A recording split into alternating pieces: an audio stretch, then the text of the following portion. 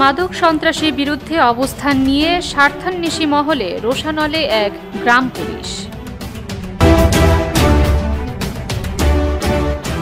দেশ news TV, সারা দেশ সারাদিন। বরগুনা প্রতিনিধি তৌহিদুল ইসলাম অনিক। মাদক সন্ত্রাস, চুরি, ছিনতাই বন্ধের অপরাধে এক গ্রাম পুলিশ স্থানীয় বখাটেদের চক্ষুশূল হয়ে পরিবার পরিজন নিয়ে চরম নিরাপত্তাহীনতায় ভুগছেন। গ্রাম পুলিশ হয়েও বখাটেদের ভয়ে সহযোগিতা চাচ্ছেন সচেতন মহলসহ গণমাধ্যম কর্মীদের। বরগুনা সদর উপজেলার নলটোনা ইউনিয়নের শিয়ালিয়া গ্রামের মরহুম ছয়উদ্দিন চৌকিদারের পুত্র মোহাম্মদ হাফিজুল হক শহীদ দীর্ঘদিন যাবৎ একই ইউনিয়নের গর্জন বুনিয়া মহল্লায় গ্রাম পুলিশের দায়িত্ব পালন করে আসছেন। পৈতৃক সূত্রে প্রাপ্ত জমি জমায় পারিবারিকভাবে সচ্ছল জীবনযাপন করছেন শহীদ চৌকিদার। তার সচ্ছল জীবনযাপন স্থানীয় কয়েকটি পরিবার কখনোই ভালো চোখে দেখেনি।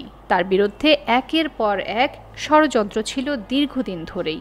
তাছাড়া এলাকায় মাদক সেবক, মাদক ব্যবসায়ীদের নানাবিধ অপকর্মে বাধা সৃষ্টি, সন্ত্রাসীদের মাথা চাড়া দেয়ায় পুলিশে অবহিতকরণ সহ নিজ মহল্লাকে আইন শৃঙ্খলা পরিস্থিতি সমুন্নত রাখতে যথাযথ দায়িত্ব পালনের কারণে এলাকার কতিপয় চিহ্নিত মাদকসেবী বখাটেদের নিকট চক্ষুশূল হয়েছেন শহীদ চৌকিদার।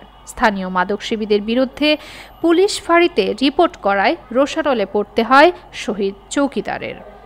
এ ব্যাপারে শিয়ালিয়া গ্রামের ষাটোর্ধ্ব আব্দুল হাই বলেন, শহীদ চৌকিদার একজন নিরীহ মানুষ।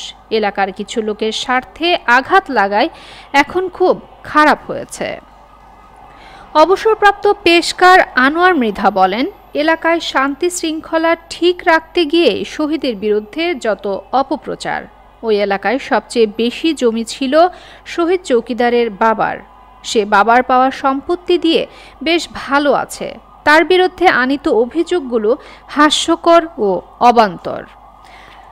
গ্রাম পুলিশ হাফিজুল হক শহীদের সাথে কথা বললে তিনি বলেন, আমি এলাকায় মাদক ও সন্ত্রাসের বিরুদ্ধে কথা বলতে গিয়ে নিরাপত্তাহীনতায় ভুগছি। আমার বিরুদ্ধে নানা অপপ্রচার চালাচ্ছে একটি মহল, যার কোনো ভিত্তি নেই, যারা আমার বিরুদ্ধে অপপ্রচার চালায়। এ ব্যাপারে নলটোনা ইউনিয়ন পরিষদের চেয়ারম্যান মোহাম্মদ হুমায়ুন কবিরের সাথে মুঠোফোনে যোগাযোগ করলে বলেন, শহীদ চৌকিদারের বিরুদ্ধে আনিত অভিযোগগুলো হাস্যকর। একজন চৌকিদারের বিরুদ্ধে কোনো প্রকার অভিযোগ উত্থাপিত হলে প্রথমেই পরিষদের জানার কথা। অভিযোগ সত্য হলে ইউনিয়ন পরিষদই কার্যকরী ব্যবস্থা গ্রহণ করবে। সেখানে স্বার্থান্বেষী একটি চক্র শহীদ চৌকিদারকে অহেতুক হয়রানি করছে। পরিচয়পত্র আনতে হইলে কার কাছে যেতে হয়? চেয়ারম্যানের কাছে যেতে হয়। সাক্ষ্য দেয় কে? চেয়ারম্যান। তার এর কাছে তুমি কখনো যাও না আনতে? না। আনছো কি চেয়ারম্যানের কাছ থেকে? জি। এই যে বঙ্গবাতা আমার কাছ থেকে কোনো টাকা পয়সা লেনদেন তার সাথে নাই। এলে বুঝবো কথা, এটা সপ্তাহে কিছুই না আর কি, সপ্তাহে কিছুই না, ঘেরও নাই, গাড়িও নাই, হয়তো বাবার কালে কিছু ক্ষতি সম্পত্তি আছে।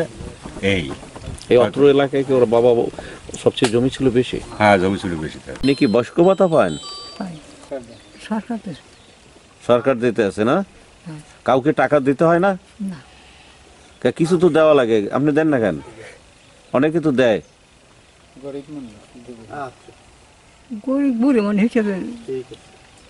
তাহলে আপনি টাকা কেউ রাখে না? না, কারণ বয়স্ক ভাতা তো দেশে নাম চেয়ারম্যান মেম্বারে আসলে শহীদারে আসলে এরা দেশে বুড়া মানুষ চলতে পারে না, জমা জমি কিছু নাই, আমরা চলতে কষ্ট।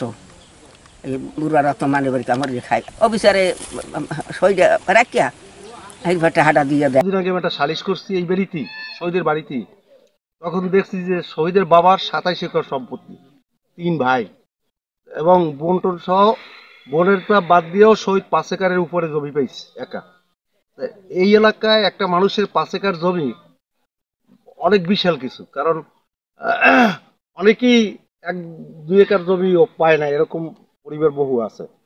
সেখানে 5 একর জমির মালিক থাকলে সেই 5 একর জমি দিয়া অনেক কিছু করতে পারে।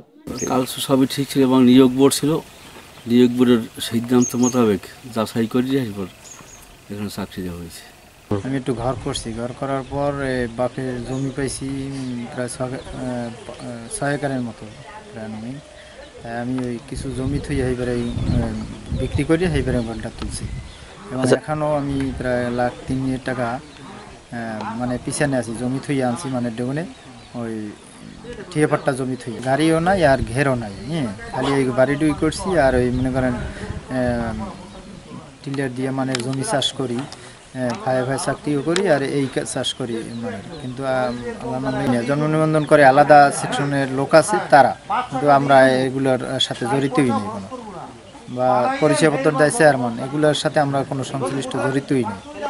এগুলো সব মিথ্যাভাবে আমার নামে হয়তো রটাইছে, কিন্তু এগুলো খালি কুচক মহল করতে আছে। এগুলো মনে করেন কিছু এলাকায় বুইফোর লোকজন আছে তারা এগুলো করে। ফারহানা আহমেদ, নিউজ ডেস্ক, দেশ নিউজ টিভি।